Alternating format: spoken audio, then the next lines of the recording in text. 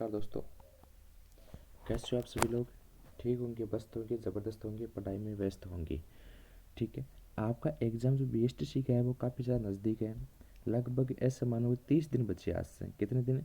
30 दिन बचे। 30 दिन के अंदर आप यदि सिलेबस सब संग ढंग से रिविज़न करोगे न तो भी नहीं हो पाएगा।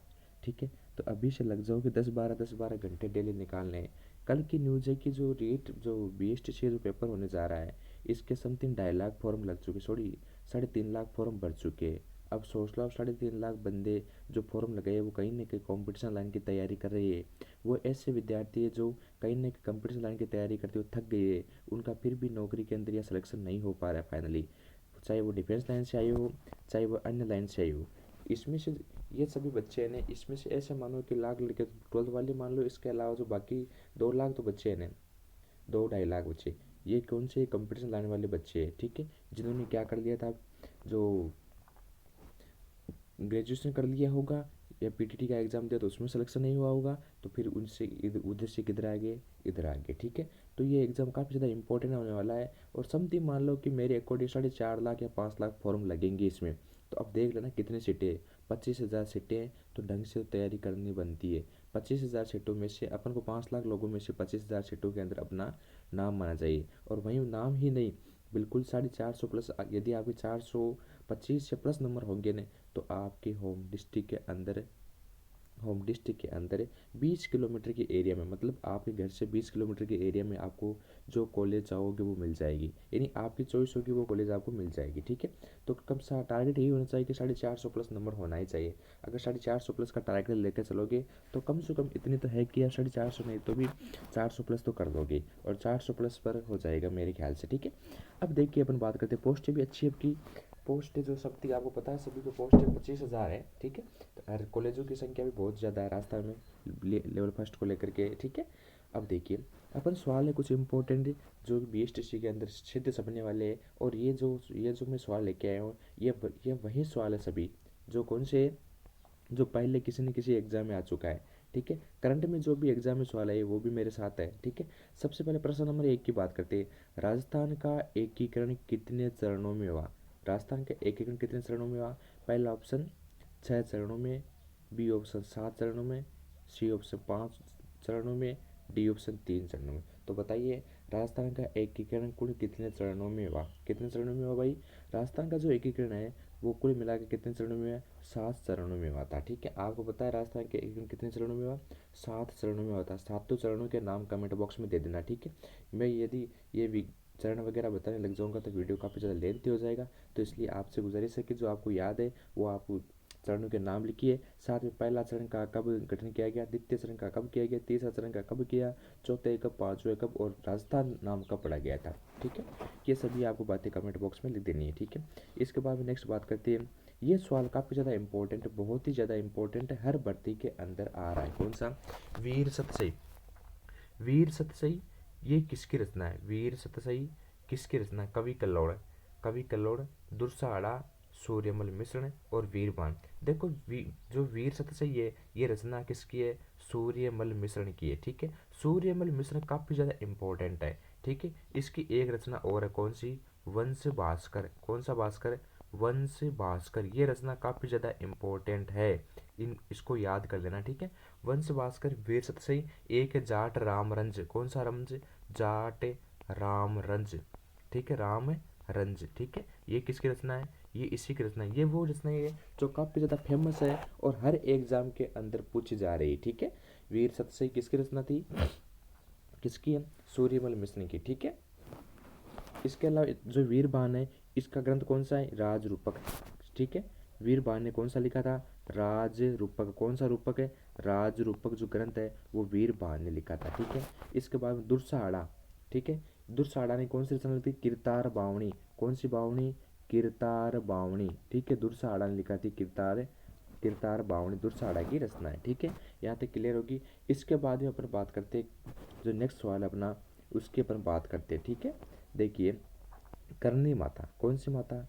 करणी माता का मंदिर कहाँ पर है? करणी माता का मंदिर कहाँ पर है, जिसे हम ढाडी वाली देवी कहते हैं। ठीक है। इनकी उम्र बहुत थी, समथिंग ऐसा मानो कि 150 प्लस साल जीती करणी माता। ठीक है। करणी माता को अपन कौन सी देवी बोलते हैं? चूहों की देवी भी कहते हैं, करणी माता को चूहों की देवी कहते हैं, और क्या कहते हैं, दाढ़ी मूछ वाली देवी के भी नाम से भी पुकारा जाता है। मंदिर कहाँ पर स्थित है? तो ऑप्शन पहला बिल्लाड़ा जोधपुर, दूसरा माउंट आबू सिरी, देशनोक बीकानेर, और तिलवाड़ा बाड़मेर के अंदर। बताइए करणी माता का मंदिर कहाँ पर स्थित है? तो करणी माता का मंदिर कहाँ पर है? देशनोक बीकानेर के अंदर स्थित है। कहाँ पर है भाई? देशनोक बीकानेर के अंदर करणी माता का मंदिर स्थित है। ठीक है, करणी माता चूहों की देवी या डाडी मूछ वाली देवी के नाम में भी काफ़ी ज़्यादा फेमस है। ये भी सवाल बार बार लैब असिस्टेंट 2018, 2020 और जो अन्य जो रिट पीरियड से एग्जाम हुए उनमें भी ये सवाल पूछा जा चुका है। ठीक है, ये सवाल आपके लिए बहुत ज़्यादा इंपॉर्टेंट है। इसके बाद बिलाड़ा जोधपुर, बिलाड़ा जोधपुर में कौन सी माता का मंदिर है? आई माता। कौन सी माता? आई माता। कौन सी माता?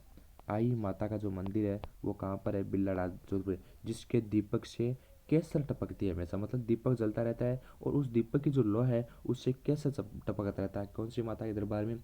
आई माता के मंदिर में। ठीक है, आई माता का मंदिर कहाँ पर है? बिलाड़ा जोधपुर के अंदर है। और आई माता का जो मंदिर है वो हमेशा नीम के पेड़ के नीचे होता है, ये भी बात आपको ध्यान रखना है। आई माता का मंदिर है जो हमेशा कौन से पेड़ के नीचे होता है? नीम के नीचे होता है। इसी प्रकार से एक फेमस लोक देवता है, कौन से? गोगा जी। कौन से? गोगा जी। इनका जो मंदिर है वो खेजड़ी वृक्ष के नीचे होता है। कई बार सवाल पूछा जा चुका है कि गोगा जी का मंदिर या गोगा जी का थान स्थित है नीम के नीचे, पीपल के नीचे, खेजड़ी के नीचे, खजूर के नीचे। तो कौन सा ऑप्शन होगा आपका? वो खेजड़ी के नीचे होता है गोगा जी का मंदिर। कौन सा मंदिर? गोगा जी का जो मंदिर है वो कहाँ पर होगा? खेजड़ी के नीचे होगा। और जो आई माता का मंदिर वो कहाँ पर होगा? वो होगा कहाँ पर? आई माता का जो मंदिर है वो किसके नीचे होता है? नीम के नीचे होता है। यहाँ तक बात क्लियर है? सभी को बात समझ में आ रही है? ठीक है, मैं सवाल वही है जो कहीं ना कहीं इस 12 महीने के जो पीरियड के अंदर पूछे गए उन्हीं सवालों के ऊपर बात करते हैं। ठीक है, इसके बाद अगर बात करते हैं अर्बुदा माता। कौन सी माता? रुमाल की देवी के नाम से काफ़ी ज़्यादा फेमस है। माउंट आबू सिरोही के अंदर उसका मंदिर स्थित है। ठीक है, देशनोक में करणी माता का मंदिर है। तिलवाड़ा बाड़मेर राजस्थान का सबसे प्राचीन मेला कौन सा मेला? मल्लीनाथ जी पशु मेला। तिलवाड़ा बाड़मेर के अंदर आ जाइए। मल्लीनाथ जी का पशु मेला जो राजस्थान का सबसे प्राचीन मेला है वो कहाँ पर लगता है? तिलवाड़ा बाड़मेर के अंदर लगता है। यहाँ तक की बात सभी के क्लियर है? ठीक है, अगर किसी प्रकार कोई डाउट हो तो वो संपर्क कर लेना या पूछ लेना। ठीक है, इसके बाद चौथा नंबर जो सवाल है 4 नंबर, ये आप लोगों के लिए काफ़ी ज़्यादा इम्पोर्टेंट है, बेहद बेहद तरीके से इम्पोर्टेंट है। ठीक है, कमला और इलायची जब आप राजस्थान की क्या पढ़ोगे? चित्रशैली पढ़ोगे, तो चित्रशैली में एक इलाका ऐसा है, एक जो स्कूल है उसका पार्ट ऐसा है, उस चित्रशैली के अंदर महिलाओं ने भी भाग लिया था। बाकी में उतना ज़्यादा प्रभाव नहीं मिलता है, लेकिन एकमात्र ऐसे चित्रशैली के स्कूल जो पार्ट है उसमें महिलाओं ने भी क्या लिया था? भाग लिया था। तो ये सवाल अभी रिट का जो एग्ज़ाम हुआ था, प्री रिट का, रिट प्री का जो सॉरी रिट मेंस का एग्ज़ाम हुआ था उसमें L1 के अंदर ये सवाल आया था। किसमें? L1 मतलब कि हमारे लिए आया था। जो अपन बेस्ट पर तैयारी कर रहे हैं देख लीजिए, ऐसे ऐसे सवाल आ रहे हैं। ठीक है, चौथा नंबर सवाल इंपॉर्टेंट है, मोस्ट इंपॉर्टेंट है, आपके पेपर में छपने लायक सवाल है क्या? कि कमला और इलायची दो महिला चित्रकार किस शैली से बिलोंग करती है, मतलब किस शैली से संबंध रखती है? तो कौन सी चित्र शैली है? चावंड शैली उदयपुर के अंदर, किशनगढ़ शैली अजमेर के अंदर, नाथद्वारा शैली राजसमंद के अंदर, कोटा शैली की। अब बताइए ये किस में से बिलोंग करती है? कौन सी शैली? किसकी बात करते हैं? कमला और इलायची दो महिला पात्र है। ठीक है, दो चित्रकार है, महिला पात्र ऐसे बोल सकते हैं, या दो चित्रकार है। ठीक है, इनका संबंध कौन सी शैली से है? देखो, कमला और इलायची दो महिला पात्रकार है, तो महिला चित्रकार है, ये पात्र है। इन दोनों का संबंध नाथ द्वारा चित्रशैली, किशनगढ़ शैली, चावंड शैली और कोटा शैली, कौन सी चित्रशैली से बिलोंग करती है? ये दोनों ही नाथ द्वारा चित्रशैली से बिलोंग करती है। कौन सी शैली से? नाथ द्वारा चित्रशैली से बिलोंग करती है। क्लियर यहाँ तक? ठीक है, कहाँ कहाँ से बिलोंग करती है? नाथ द्वारा चित्रशैली से बिलोंग करती है। कौन सी? ठीक है, जहाँ पर राज सिंह के शासन काल में, ये जो कि राज सिंह का शासन काल है, नाथ द्वारा चित्रशैली का स्वर्णिम काल कहा जाता था। ठीक है, इसमें कृष्ण की बाल लीलाओं का वर्णन हुआ था। किसमें? नाथ द्वारा। नाथ मतलब नाथ द्वारा कृष्ण की बाल लीला, मतलब भक्ति रूप नहीं है कृष्ण जी का, कृष्ण की बाल लीला मतलब बचपन का वर्णन कर रखा है इसमें। इसमें कृष्ण जी को दूध पिला रही है महिलाएं, ये आदि कलाएं इसमें दिखा दे रही है। ठीक है, इसके बाद में अपन बात करते हैं नेक्स्ट, किसकी बात करते हैं? इसके बाद में नेक्स्ट सवाल की अपन बात करते हैं, ये सवाल इंपॉर्टेंट है, ठीक है। इसके बाद में चावंड में क्या है, चावंड क्या महाराणा प्रताप ने अपनी लास्ट राजधानी बनाई थी, प्रताप ने, ठीक है। और चावंड एक चित्रशैली भी रही है। इसका जो इसका कार्यकाल है वो तो प्रारंभ किसने किया था, महाराणा प्रताप ने प्रारंभ किया था चावंड का, ठीक है। लेकिन चावंड जो चित्रशैली है, इनको जो विस्तृत या श्रवण काल देने वाला रूप कौन था, वो अमर सिंह था। किसका, प्रताप सिंह का बेटा, महाराणा प्रताप सिंह का बेटा अमर सिंह था, ठीक है। जिन्होंने चावंड चित्रशैली को काफ़ी ज़्यादा ऊंचाइयों के या स्वर्णिम काल बनाए, मतलब गोल्डन जो गोल्डन टाइम्स होता है वो अमर सिंह के काल में आया था, ठीक है। किशनगढ़ में कौन है, किशनगढ़ में बनी ठनी, कौन सी ठनी, बनी ठनी, कौन सी, बनी ठनी, मतलब कि किसकी, नागरेदास या सावत सिंह की प्रेमिका, ठीक है। नागरेदास या सावत सिंह की प्रेमिका किशनगढ़ से, जहाँ से बनी श्रेणी का संबंध कौन सी शैली से है, किशनगढ़ चित्रशैली से है। क्लियर है यहाँ तक। इसके बाद में अपन बात करते हैं किसकी, नेक्स्ट सवाल की। देखिए इसके बाद में अपन बात करते हैं नेक्स्ट सवाल के, 5 नंबर सवाल, 4 तो हो गए अपने सवाल, 5वें सवाल की अपन बात करते हैं। देखिए देखिए देखो ये शुभंकरण है, ये बहुत ही ज़्यादा इंपॉर्टेंट है। हर एग्जाम के अंदर शुभंकरण पूछा जा रहा है। अभी रिट के अंदर, रिट मेंस का पेपर हुआ था L1 वालों के लिए। L1 वाले सुनो, अगर अभी आपने जिला जो जीके है वो सही ढंग से नहीं पढ़ाने, L1 मतलब कि बेस्ट वाले सुनो, ठीक है। आप टीचर बन चुके हैं मेरी नज़र के अंदर, ठीक है। देखिए L1 वाले क्या है कि आपके हर पेपर में एक ही सवाल ऐसा आएगा जो शुभंकरण से बिलोंग करेगा। किससे, शुभंकरण, मतलब हर जिले के अंदर अलग अलग शुभंकरण बनाए गए हैं, ठीक है।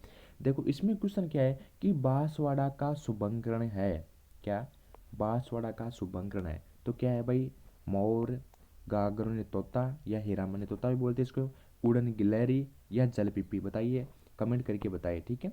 अपन बात करते हैं जो कि किसकी, बांसवाड़ा का शुभंकरण कौन सा भाई, आप सभी को पता होगा कि बांसवाड़ा का शुभंकरण है जल पीपी। कौन सा पीपी, जल पीपी, कौन सी पीपी, जल पीपी, बांस पर जल पीपी, ठीक, बांस को जल पीगी, ठीक है, ऐसे याद रखना, ठीक है। बांसवाड़ा का शुभंकरण जल पीपी, उड़न गिलेरिया, ठीक है, गागरन तथा मोर, ये कहाँ के शुभंकरण है। देखो मोर जो शुभंकरण है ये कहाँ का, ये भीलवाड़ा जो जिला है अपना, कौन सा जिला, भीलवाड़ा, कौन सा वाड़ा, भीलवाड़ा का शुभंकरण कौन है भाई, भीलवाड़ा का जो शुभंकरण है वो क्या है, मोर है। गागरन तोता, हीरामणि तोता, ये कहाँ का शुभंकरण है, ये झालावाड़ जो जिला दे रखा है, कौन सा वार्ड है, झालावाड़ है, कौन सा, झालावाड़, ठीक है।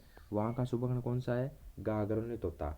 उड़न गिलहरियाँ, कौन सी गिलहरियाँ, उड़न गिलहरी, ये इतनी शक्तिशाली होती है कि एक पेड़ से जंप मारती है और दूसरे पेड़ पर अचानक खुद चली जाती है, ठीक है। कौन सी गिलहरी, उड़न गिलहरी, कौन सी गिलहरी, उड़न गिलहरी। ये कहाँ के, ये प्रतापगढ़ के अंदर काफ़ी ज़्यादा पाई जाती है। तो प्रतापगढ़ का शुभंकरण क्या हो जाएगा, उड़न गिलहरियाँ, कौन सी गिलहरियाँ, उड़न गिलहरियाँ, ठीक है। जंगली मुर्गी, कौन सी मुर्गी, जंगली मुर्गी, ये कहाँ का शुभंकरण है, जंगली मुर्गी, सिरोही के जंगलों में बहुत सारी पाई जाती है, तो सिरोही की शुभंकरण जंगली मुर्गी हो जाएगी, ठीक है। यूबलकेरिस नामक छिपकलियां जो सिरोही के अंदर ही पाई जाती है। सर्वाधिक जैव विविधता वाला अभ्यारण्य की बात करते हैं तो वो कौन सा हो जाएगा, वो जो प्रतापगढ़ है वो हो जाएगा। इनकी बात अपन बाद में करेंगे, ठीक है। क्लियर है यहाँ तक बात। तो बांसवाड़ा का जो शुभंकरण कौन सा है, ये शुभंकरण इंपॉर्टेंट है, मैंने यहाँ पर डाल दिए जो, ठीक है, सभी को रटना है। राजस्थान के 33 जिलों के 33 शुभंकरण अलग अलग है, वो आपको सही ढंग से रटने हैं। 100% यहाँ से सवाल आएगा, चाहे गांठ मान लेना। अगर रिट प्री के अंदर, रिट जो BSTC का एग्जाम दोगे, यदि इसमें नहीं आया नहीं ये सवाल, तो कन्फर्म मान लेगा L1 का जब आप एग्जाम दोगे तो क्या होगा, ये सवाल कन्फर्म मिलेगा, ठीक है। इसके बाद में नेक्स्ट सवाल की फिर अपन बात करते हैं। देखिए वेरी वेरी इंपॉर्टेंट सवाल है, कौन सा भाई, ये बहुत ही ज़्यादा इंपॉर्टेंट सवाल है, कौन सा, जहार पीर के नाम से जाना जाता है। ये सवाल जो अभी रिट का एग्जाम हुआ था, PSTC का नहीं भाई, L1 का, जिसके साथ आप अध्यापक बनने जा रहे हो, ठीक है। L1 का जब एग्जाम हुआ था उस पेपर के अंदर ये सवाल मेरे तो भाई 1 नंबर पर भी था, ठीक है। जहार पीर के नाम से किसे जाना जाता है, तो जहार पीर के नाम से बताइए, बाबू जी, देव जी, तेजा जी, गोगा जी। जहार पीर या जिंदा पीर, इसका मतलब क्या होता है, जहार पीर या जिंदा पीर के नाम से जाना जाता है किसको, गोगा जी को। किसको जानते हैं भाई, गोगा जी को। अपन गोगा जी को किस नाम से जानते हैं, जहार पीर के नाम से जाना जाता है, ठीक है। इसकी जो विस्तृत चर्चा वो बाद में करेंगे अपन, ठीक है, नहीं वीडियो काफ़ी लंबा लंबा हो जाएगा। इसके बाद अपन बात करते हैं। देखिए ये सवाल भी रिट में आया था, कौन से रिट में, जो रिट प्री जो मेंस का पेपर हुआ था अभी, उसमें ये सवाल आ गया है, कौन सा, रिट में ये सवाल आया है, तो इसलिए काफ़ी ज़्यादा आप लोगों के लिए क्या है, ये इम्पोर्टेंट है, ठीक है। रिट में देखो इसमें पूछा है कि बनास नदी का उद्गम स्थान है, कहने का तात्पर्य क्या है कि राजस्थान में जो बहने वाली आंतरिक प्रवाह की नहीं, राजस्थान की सबसे बड़ी नदियों में से एक बनास नदी का उद्गम स्थान कहाँ से है? बनास नदी कहाँ से निकलती है? तो पहला ऑप्शन है गोगुंदा से, दूसरा ऑप्शन खमनोर की पहाड़ियों से, तीसरा बिजराल की पहाड़ियों से, चौथा ऑप्शन खंडेला की पहाड़ियों से। ठीक है, बताइए इसका आंसर है। तो इसका आंसर क्या होगा भाई? जो ये दे रखी है कौन सी, जो बनास नदी, इसका उद्गम स्थान कहाँ पर है? ये क्वेश्चन रिट में आ चुका है, काफ़ी ज़्यादा इंपॉर्टेंट, रिट में आ चुका है, लैब असिस्टेंट के अंदर आ चुका है। अभी वनरक्षक का पेपर हो उसमें ये सवाल रिपीट हो चुका है, मतलब 3 बार ये पेपर, ये सवाल रिपीट हो गया करंट के अंदर। तो बनास नदी का उद्गम कहाँ सा है? तो खमनोर की पहाड़ियाँ। कौन सी पहाड़ियाँ? खमनोर की पहाड़ियाँ राजसमंद। कौन सा समंद? खमनोर की पहाड़ियाँ राजसमंद से कौन सी नदी निकलती है भाई? खमनोर की पहाड़ियाँ राजसमंद से कौन सी नदी निकलती है भाई? बनास नदी का उद्गम होता है। कौन सी नदी का होता है? बनास नदी का। गोगुंदा की पहाड़ी से कौन सी पहाड़ियाँ? गोगुंदा की पहाड़ी से भी एक नदी निकलती है। कौन सी नदी? कोठारी नदी। कौन सी नदी? कोठारी नदी। ठीक है, ठीक है, कोठारी नदी या आयड़ नदी। ठीक है, आयड़, आयड़ नदी भी आहड़ की पहाड़ी से निकलने वाली, गोगुंदा पहाड़ी से निकलने वाली आयड़ नदी। ठीक है, वो भी कहाँ से निकलती है? यहीं से निकलती है। ठीक है, गोगुंदा की पहाड़ियों से। इसके बाद में बात करें बिजराल की पहाड़ी से। बिजराल की पहाड़ी से कौन सी नदी निकलती है? बिजराल की पहाड़ी भी राजसमंद के अंदर पड़ती है। बिजराल की पहाड़ी से निकलती है कौन सी नदी? खारी नदी। कौन सी नदी निकलती है भाई? खारी नदी। बिजराल की पहाड़ी से कौन सी नदी निकलती है? खारी नदी। ठीक है, खंडेला की पहाड़ी है, ये कहाँ पर पड़ती है? खंडेला की जो पहाड़ी है ये सिक्कर में स्थित है। तो सिक्कर से निकलती है कौन सी? कांतली नदी। कौन सी नदी भाई? कांतली नदी। ये इंपॉर्टेंट है, चारों जो नदियाँ जो मैंने लिखी यहाँ पर, इनका उद्गम स्थान कहाँ से है और ये पहाड़ी है कहाँ पर स्थित, देख लिए। एक सवाल में दो दो चीज़ आपको याद हो रही है। गोगुंदा पहाड़ी कहाँ पर है? उदयपुर के अंदर है। कौन सी नदी निकलती है? आयड़ नदी निकलती है। ठीक है, आयड़ या कोठार नदी यहाँ से निकलती है। क्लियर याद है बात? दूसरी बात, खमनोर की पहाड़ी कहाँ पर है? राजसमंद के अंदर स्थित है। कौन सी नदी खमनोर की पहाड़ी से? बनास नदी निकलती है। कौन सी नदी निकलती है? बनास नदी निकलती है। ठीक है, इसके बाद में बिजराल की पहाड़ियाँ। बिजराल की जो पहाड़ी है ये कहाँ पर स्थित है? ये भी राजसमंद के अंदर स्थित है। ठीक है, कौन सी नदी निकलती है यहाँ से? यहाँ से खारी नदी निकलती है। कौन सी नदी निकलती है? यहाँ से खारी नदी निकलती है। ठीक है, खंडला की पहाड़ियाँ। खंडला की पहाड़ियाँ कहाँ पर है? ये कहाँ पर है? खंडला सिक्कर के अंदर है। ठीक है, खंडला की पहाड़ी कहाँ पर स्थित है? सिक्कर के अंदर। यहाँ से कौन सी नदी निकलती है? यहाँ से कांतली नदी निकलती है। कौन सी नदी निकलती है भाई? कांतली नदी निकलती है। ठीक है, अपन नेक्स्ट पर स्थापना जो नेक्स्ट सवाल की अपन बात करते हैं। ठीक है, नेक्स्ट सवाल क्या कह रहा है? ठीक है, बीकानेर प्रजामंडल की स्थापना कब की गई? कौन सा प्रजामंडल भाई? बीकानेर जो प्रजामंडल है इसकी स्थापना कब की गई? तो बताइए, 1938 में, 1936 में, 1942 में, 1931 में, कब की गई बताइए। देखिए, अपन बात करते हैं बीकानेर जो प्रजामंडल है इसकी स्थापना की गई थी 1932 के अंदर। देखिए भाई, आप जब राजस्थान के प्रजामंडल पढ़ रहे हो तो प्रजामंडल में आपको बाकी चीज़ याद हो या ना हो, लेकिन मेरे अनुसार दो चीज़ आपको ज़रूर याद होनी चाहिए। क्या क्या? एक तो इन प्रजामंडलों की स्थापना कब हुई, ठीक है, एक इनके संस्थापक। ठीक है, बीकानेर प्रजामंडल के संस्थापक कौन है? तो बताइए, कौन है बीकानेर प्रजामंडल के संस्थापक? ठीक है, ये आपको कमेंट में करना है। ठीक है, बीकानेर प्रजामंडल की स्थापना 1938 में। राजस्थान में बहुत सारे प्रजामंडल बने थे। ठीक है, कौन सारी? बहुत ही सारे प्रजामंडल बने थे, इन सभी को याद रखने हैं। 1931 में कौन सा? जयपुर प्रजामंडल की स्थापना स्थापना भी की गई थी। ठीक है, अल्लाह के भक्त धोले शाहजी मेवाड़। ठीक है, अल्लाह के भक्त धोले शाहजी मेवाड़, ये सभी प्रजामंडल की स्थापना 1938 के अंदर हुई थी। मतलब कि अल्लाह मतलब अलवर, अल्लाह के भक्त मतलब भरतपुर, अल्लाह के भक्त धोलिया धौलपुर, शाहजी शाहपुरा, मेवाड़ मतलब मेवाड़, इन प्रजामंडलों की स्थापना 1938 के अंदर हुई थी। ठीक है, मेघाराम वैद्य ने क्या किया था? 1936 के अंदर बीकानेर प्रजामंडल की स्थापना की गई थी। और बीकानेर प्रजामंडल राजस्थान का एकमात्र प्रथम प्रजामंडल है जिसकी स्थापना राजस्थान से बाहर कलकत्ता में की गई थी। तो क्वेश्चन कई बार आ चुका है कि राजस्थान का एकमात्र प्रजामंडल है जिसकी स्थापना राजस्थान से बाहर की गई थी, तो कहाँ पर किया गया था? कलकत्ता के अंदर। कौन से प्रजामंडल? बीकानेर प्रजामंडल। किसने की थी? मेघाराम वैद्य ने। कब की थी? 1936 के अंदर की थी। क्लियर यहाँ तक बात है? आपको लेकर किसी प्रकार से डाउट्स में नहीं रहना है। ठीक है, इसके मतलब राजस्थान का जो सबसे प्राचीन प्रजामंडल है जिसकी स्थापना 1931 के अंदर की थी, कौन सा है? जयपुर प्रजामंडल है। कौन सा प्रजामंडल है भाई? जयपुर प्रजामंडल है। कब की थी? 1931 के अंदर इसकी स्थापना की थी। ठीक है, क्लियर यहाँ तक? सभी को कोई प्रॉब्लम नहीं होगी। ठीक है, आराम से समझ में आ रही है चीज़, ठीक है। इसके बाद में बात करते हैं अपन, देखो हवेलियों से सवाल बहुत ज़्यादा आ रही है, क्योंकि हवेलियाँ याद करना बहुत मुश्किल हो रही है, ठीक है। मैंने ट्रिक बना रखी है, लेकिन क्या करूँ, अभी कुछ वक्त नहीं है तो मैं उसको शो नहीं कर सकता, ठीक है। देखो, नथमल जोशी की हवेली किसकी, नथमल जोशी की हवेली और पटवों की हवेली स्थित है, तो कहाँ पर है भाई, नथ, देखो, नथ से पटक्यो सालिम सेडो, नथमल की हवेली नथ से पटक्यो, मतलब नथमल की हवेली पटक्यो, पटवों की हवेली नथ से पटक्यो सालिम सेडो, मतलब सालिम सिंह की हवेली, शेडो मतलब सोडू की हवेली, नथमल की हवेली, पटवों की हवेली, सोडू की हवेली, नथ से पटक्यो सालिम सेडो, सालिम सिंह की हवेली। ये सारी की सारी जो हवेलियाँ मैंने बताई है, ये कहाँ पर स्थित है भाई, ये जैसलमेर के अंदर है, ठीक है। कहाँ पर स्थित है, जैसलमेर के अंदर स्थित है। क्लियर यहाँ तक। इसके बाद में अगले सवाल पर चलते हैं अपन, अगले सवाल की बात करते हैं, ठीक है। कौन सा, 10 नंबर सवाल की अपन बात करते हैं।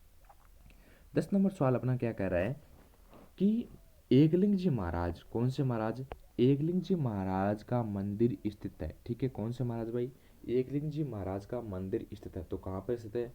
ऑप्शन नंबर 1 नाथद्वारा राजसमंद में, ऑप्शन नंबर 2 कैलाशपुरी उदयपुर में, ऑप्शन 3 पोखरण जैसलमेर में, ऑप्शन 4 प्रबसर नागौर के अंदर। बताइए भाई किसका मंदिर कहाँ पर स्थित है, ठीक है। नाथ द्वारा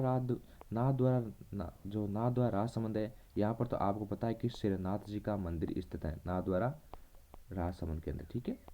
किसकी, श्रीनाथ जी का मंदिर स्थित, ठीक है। कैलाशपुरी उदयपुर में किसका मंदिर स्थित है, एकलिंग जी महाराज का उदयपुर मंदिर स्थित, ठीक है। कैलाशपुरी महाराज एकलिंग जी महाराज है, जो मेवाड़ के शासक है, इनके कुल देवता कहलाते हैं। मेवाड़ का इतिहास पढ़ोगे आप, वहाँ पर मेवाड़ शासक के कुल देवता कौन है, एकलिंग जी महाराज। एकलिंग जी महाराज का मंदिर कहाँ पर है, कैलाशपुरी उदयपुर के अंदर है, ठीक है। एकलिंग जी महाराज, ठीक है। इसके बाद में पोखरण जैसलमेर में रामदेवरा स्थित है। इसके प्रभुसर नागौर में जो तेजाजी का सबसे बड़ा मैदान, जो मेला परबतसर नागौर के अंदर सबसे बड़ा मेला लगता है, वो कहाँ पर है, वो परबतसर नागौर के अंदर लगता है, परबतसर नागौर के अंदर लगता है तेजा जी का सबसे बड़ा पशु मेला, ठीक है। इसके बाद पोखरण में रामदेव जी का मेला लगता है। कैलाशपुरी उदयपुर के अंदर जो एकलिंग जी महाराज का मंदिर है वो स्थित है। नाथ द्वारा राजसमंद के अंदर किसका है, श्रीनाथ जी का मंदिर स्थित है नाथ द्वारा, बहुत ज़्यादा फेमस होगा, ठीक है। क्लियर है यहाँ तक 10 नंबर सवाल। इसके बाद में देखिए, ये सभी वही सवाल है जो एग्जाम में आए हुए हैं और आगे आएंगे, 100% उम्मीद है, ठीक है। देखिए, राजस्थान संस्कृति में हरजस है, भाई साहब ये सवाल मेरा गलत हो गया था, रिट के अंदर आया था। कौन सी, रिट मेंस के अंदर आया था, अभी जो टीचर वाला एग्जाम होता है ना उसमें ये सवाल आया था, और मेरा गलत है। क्यों गलत है, कि हरजस है, सवाल कैसा आया था कि हरजस है। पहला ऑप्शन था लोक गाथा, जिस प्रकार से आप लोगों को मैंने ऑप्शन बना रखे सेम यही ऑप्शन थे, ठीक है। पहला ऑप्शन था लोक गाथा, दूसरा ऑप्शन लोकगीत, तीसरा आभूषण, चौथा राजस्थानी रचना, जो भी है। तो बताइए हरजस क्या है राजस्थान संस्कृति में, तो राजस्थान संस्कृति में हरजस क्या है, एक लोकगीत है भाई। क्या है भाई, एक लोकगीत। मेरा गलत हो गया था, मैंने लोक गाथा कर दिया था, ठीक है। तो आपको ऐसा अनुमान नहीं लगाना है, सीधी सीधी बात है कि हरजस एक क्या है, गीत गाया जाता है, जिसमें जो महाराज होते हैं, सॉरी जो देवता होते हैं जैसे श्री कृष्ण वगैरह, इनकी जो क्या है, जो लीलाएं हैं उनका वर्णन करते हैं, ठीक है। उस समय क्या करते हैं, हरजस गीत अपन गाते हैं। क्लियर यहाँ तक।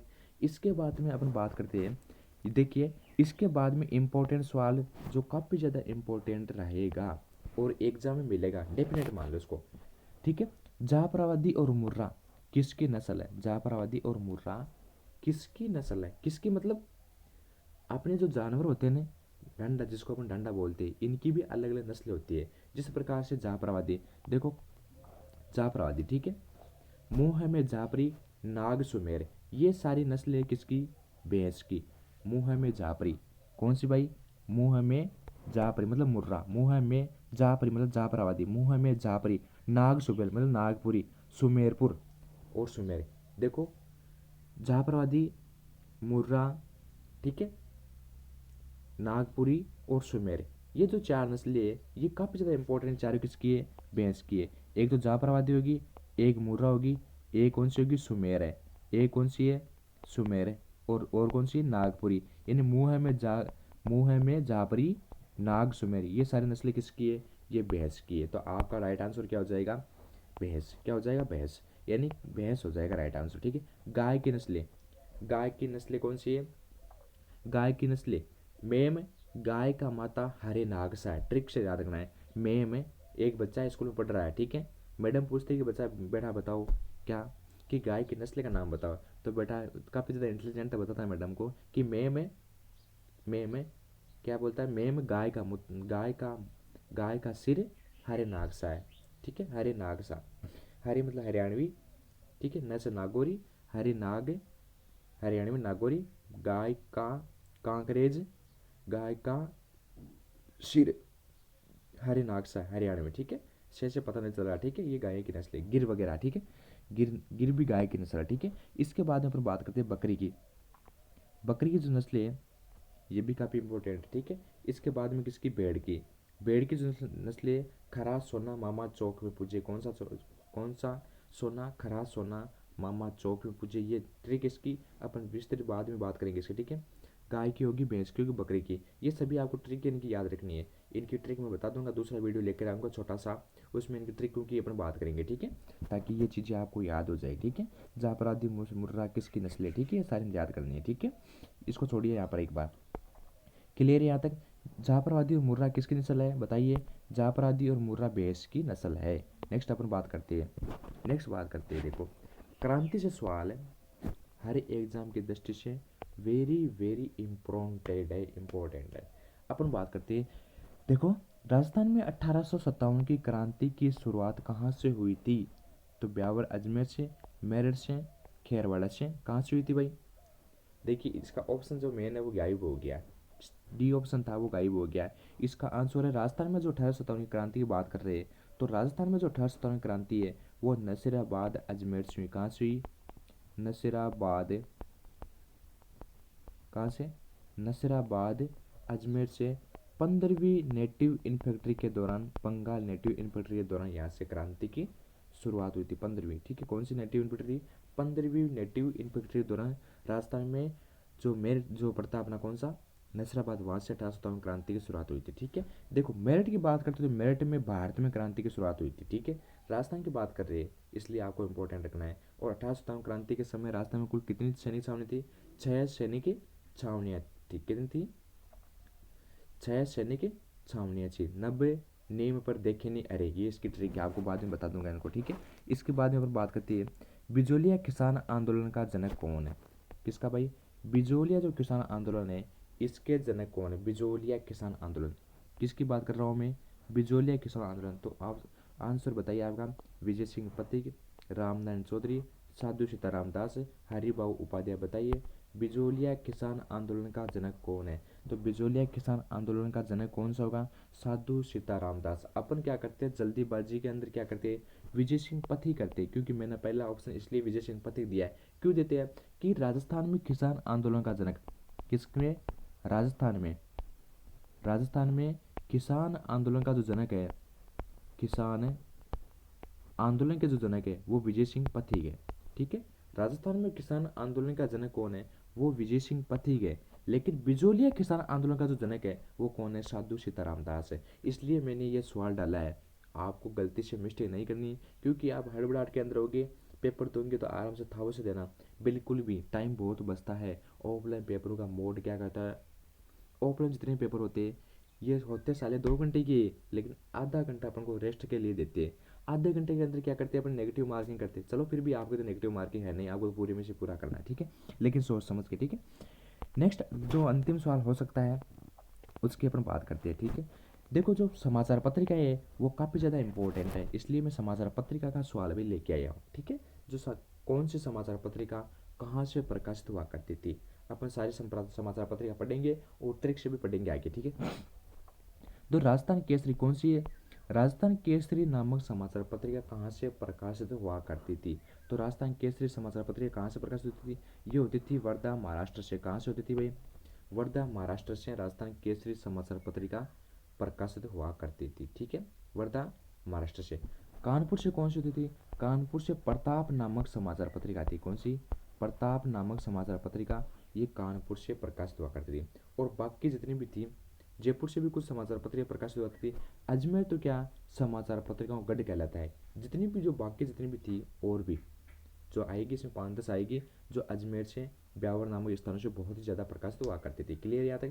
प्रताप नामक समाचार पत्र कहाँ से प्रकाशित हुआ करती थी? ये कानपुर से होती थी। और जो राजस्थान केसरी है ये वर्धा महाराष्ट्र से होती थी। ये दोनों सवाल आपके लिए काफ़ी ज़्यादा इंपॉर्टेंट है, इसलिए मैंने यहाँ पर इसको शो कर रखा है आपके लिए। ठीक है, यहाँ तक बात क्लियर है? यहाँ तक क्लियर है? इसके बाद अपन बात करते हैं लास्ट और अंतिम सवाल की। ये सवाल भी कई बार हर प्रकार की एग्जाम में पूछा जा चुका है। कालीबंगा सभ्यता कौन सभ्यता? कालीबंगा सभ्यता को तीसरी राजधानी मतलब सिंधु घाटी सभ्यता की तीसरी राजधानी किसने कहा? कालीबंगा सभ्यता को सिंधु घाटी सभ्यता की तीसरी राजधानी या फिर कालीबंगा सभ्यता को तीसरी राजधानी की संज्ञा किसने दी थी? ये सवाल आ चुका है पटवार या ग्राम सेवक जो एग्जाम्स हुए उसमें ये सवाल आ चुका है, वहाँ से मैंने इस सवाल को उठाया है। तो कौन सा? पहला ऑप्शन है जेम्स टोड, दूसरा गौरीशंकर हीरालाल ओझा, तीसरा दशरथ शर्मा, चौथा के.एम. मुंशी। तो बताइए आपका आंसर क्या होगा? सटीक आंसर देना। ठीक है, देखो कालीबंग सभ्यता को तीसरी राजधानी की संज्ञा देने वाला एकमात्र व्यक्ति कौन सा? डॉक्टर दशरथ शर्मा। कौन सा शर्मा? डॉक्टर दशरथ शर्मा। ठीक है, दशरथ शर्मा ने कालीबंगा सभ्यता को तीसरी राजधानी के रूप से पुकारा गया। क्लियर? यहाँ तक? वीडियो अच्छा लगे तो लाइक करना, शेयर करना, चैनल को क्या करना है? सब्सक्राइब करना। ठीक है, यही एक आपका मोटिवेशन मिलता है। इससे क्या है कि मैं दूसरा वीडियो जल्द से जल्द लेके आऊँगा। ठीक है, क्लियर है? आपको क्या घबराना नहीं है। ठीक है, आराम से कोशिश करते रहना है। और जो भी आपको पढ़ना है मैटर वो सिलेक्टेड मैटर पढ़ना है, क्योंकि आपके पास में दिन बहुत कम रही है। क्या रही है? दिन बहुत कम रहे हैं। क्योंकि आदमी जब हवा में उड़ता है ना, ठीक है, हवा में उड़ता है तो उसको क्या होना पड़ता है? हल्का होना पड़ता है। इसी प्रकार यदि आपको हवा में आना है, ठीक है, तो आपको हल्का होना पड़ेगा, हल्का भोजन करना पड़ेगा, हल्का पढ़ना पड़ेगा, तब जाके आपको पेंशन नहीं करनी है। आप नॉर्मल पढ़ोगे तो आपको बीएसटीसी के अंदर आराम से क्या हो जाएगा? सिलेक्शन हो जाएगा। ठीक है, आपको चैनल को क्या करना है? सब्सक्राइब करना और शेयर करना है। Thank you.